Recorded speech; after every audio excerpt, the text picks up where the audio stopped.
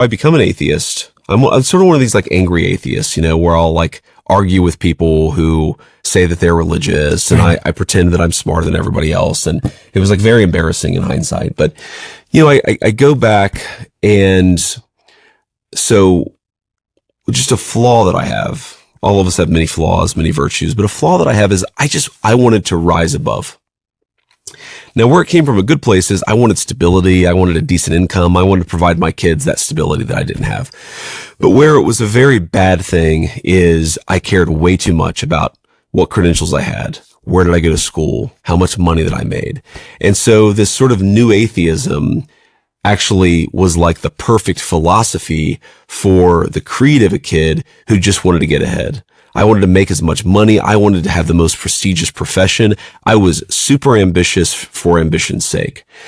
And, so I'd won every competition that life had put before me. I'm at this point in my late 20s. I've got a beautiful girlfriend. Things are going pretty well. I'm at Yale Law School, right? The top law school in the United States of America. Very prestigious. Everybody thought I was very smart because I went to Yale Law School, and I cared about that back then. I don't care about it now. And I sort of realized I'm actually not like a happy person. I'm not a good person. I care about where I went to law school way more than whether I'm good to this girl, right? I mean, I really was like madly in love with her, but was I like a particularly good boyfriend? No. I had learned from my youth to be chaotic, and I'd threatened to break up with her every other month. And, if we had an argument, I'd just like disappear for a couple of days. I mean, I was just like not, I sort of realized, okay, there's something missing here. There's something that all of this obsession with achievement and being smarter than everybody else and being rational, it has not actually made me a good person. And I sort of looked around and said, well, who are the people that I like actually want to be like? Who are the people that I most admire in the world?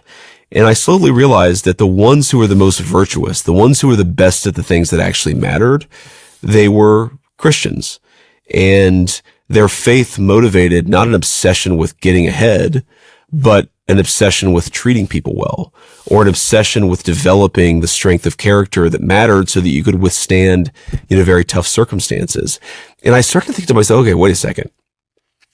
There's like these rays of sunshine from Christians that I knew in my life, from Christian ideas that sort of were in the background of my own, intellectual curiosity.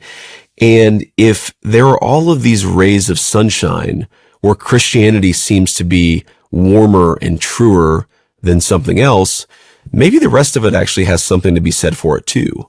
And that kind of led me down a pathway of thinking about my faith in a way that I never had when I was a teenager. I never had to when I was a teenager. And it finally just hit me like, there is something deeply profound about this.